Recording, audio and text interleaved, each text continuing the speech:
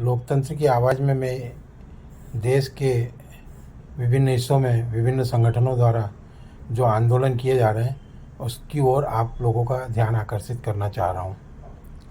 देश में ईवीएम को लेकर विभिन्न प्रकार के संगठनों द्वारा, विशेषकर सुप्रीम कोर्ट के वरिष्ठ अधिवक्ताओं द्वारा जो मुहिम छेड़ी गई है उसकी ओर मैं आप लोगों का ध्यान आकर्षित कर रहा हूँ।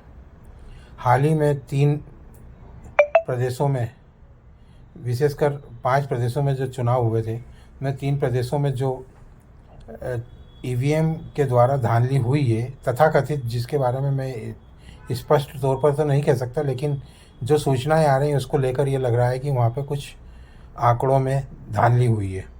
उनको लेकर सुप्रीम कोर्ट में कुछ केसेस दर्ज हैं और विभिन्न संगठन, विभिन्न राजनीतिक दल ईवीएम को लेकर संदेह व्यक्त कर चुके हैं। उन्होंने चुनाव आयोग से मिलने का समय भी मांगा, लेकिन चुनाव आयोग इस मामले में अपनी रुचि नहीं दर्शा रहा है।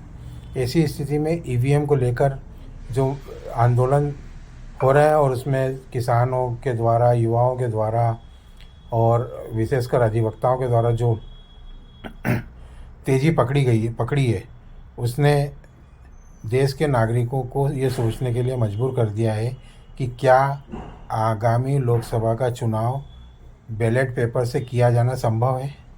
यदि है तो उसको लेकर व्यापक आंदोलन मजबूती से आगे बढ़ रहा है। इसी के साथ वर्तमान में युवाओं के साथ जो छल हो रहा है वो भी विचारणीय है। जितने भी युवा हैं जिनकी परीक्षाएं विभिन्न पदों को लेकर, सरकारी नौकरियों को लेकर आयोजित की गई हैं, चाहे वो मध्य प्रदेश में रही हो, चाहे वो उत्तर प्रदेश में रही हो, चाहे वो बिहार में रही हो या कहीं भी रही हो, उनमें उन लोगों से 1000-1500 रुपये के फॉर्म भरवाए जाते हैं और उसके बाद उनके पेपर लीक हो जाते हैं। हाल ही में घटनाएं जो घटी हैं जिसमें 50,000 पदों के लिए 50-60 लाख लोगों ने भर्ती के लिए अपने आवेदन भरे थे और वो पेपर लीक हो गए। ये प्रथम दृष्टया एज ए अधिवक्ता अगर मैं कहूँ तो ये लगता है कि इसमें कहीं ना कहीं घोटाले की बू आ रही है, क्योंकि अगर 1000-1500 रुपये आवेदन पत्र भरने में उस युवा का लग रहा है जो कि बेरोज़गार है और उसके बाद वो पेपर लीक हो जाता है, तो ये एक गंभीर विषय है। सरकार इन सब मामलों में अपने आप को क्या कहूँ, गैर जागरूक, गैर जिम्मेदारी का काम कर रही है। ऐसे में युवाओं के साथ ये छल हो रहा है। बेरोज़गार युवा बड़ी मुश्किल से अपनी शिक्षा पूरी कर रोज़गार के लिए लालायित थे, किंतु उनके साथ जो ये इस प्रकार के कांड हो रहे हैं, पेपर लीक होकर जो चीज़ हो रही है, उससे उनको काफ़ी नुकसान हो रहा है। उनके परिवार बेचारे काफ़ी, जो कि किस स्तर पर अपने बच्चों को पढ़ाने में अपना त्याग करते हैं, उनके साथ ये एक तरह से धोखा हो रहा है। इन चीज़ों को लेकर ऐसा लग रहा है कि लोकतंत्र में वर्तमान में अव्यवस्थाओं का भंडार बना हुआ है। सरकार वादे तो बहुत सारे कर रही है, वादे बहुत सारे पिछले 10 सालों में हुए हैं, किंतु उसकी पूर्ति नहीं हो रही है। ऐसी स्थिति में युवा भटका हुआ है, युवा ठगा हुआ महसूस कर रहा है। किसान अपनी स्थिति को लेकर बुरी तरह क्रोधित हैं, वो आंदोलन लगातार कर रहे हैं। इसके अलावा महिलाओं के साथ प्रताड़ना हो रही है। ये सब चीज़ें लोकतंत्र के लिए एक तरह से खतरे का संकेत है। तो सभी दलों का, इसमें किसी एक दल की जिम्मेदारी मैं नहीं मान रहा हूँ या किसी एक दल को जिम्मेदार भी नहीं मान रहा हूँ, सभी दल इसमें कहीं ना कहीं जिम्मेदार हैं।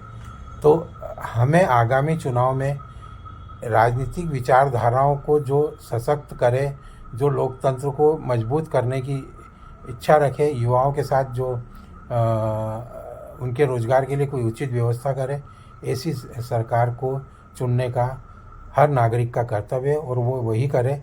अगर इसके लिए ईवीएम को बदलना पड़ता है, ईवीएम पद्धति को बदलकर बैलेट पेपर की आवश्यकता होती है, तो सरकार को, चुनाव आयोग को, हम सभी लोग जो 140 करोड़ लोग हैं, जिनमें से लगभग 92 करोड़ मतदाता हैं, मजबूर करें कि हमारा चुनाव, हमारा मतदान सही व्यक्ति को मिला है, सही दल को मिला है, ये सुनिश्चित करें। इसके लिए अगर हमें आंदोलन करना पड़ता है या हमें सरकार को मजबूर करना पड़ता है तो हम वो चीज़ करें, लेकिन स्वच्छ राजनीति के लिए, स्वस्थ सरकार के लिए हमें अगर लोकतंत्र को मजबूत करने के लिए कुछ अपना त्याग करना पड़ता है तो हम उसको भी करने के लिए तत्पर रहें।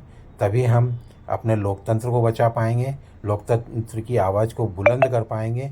यही मेरा सभी देश के नागरिकों से, युवा जागरूक मतदाताओं से, युवाओं से, महिलाओं से और किसानों से, सभी से यही अपील है कि वो काम करें जो देश को मजबूत करने के लिए और देश के बेरोज़गारों को रोज़गार देने के लिए, किसानों को उचित मूल्य देने के लिए जो भी हो सकता है उसके लिए तत्पर रहें।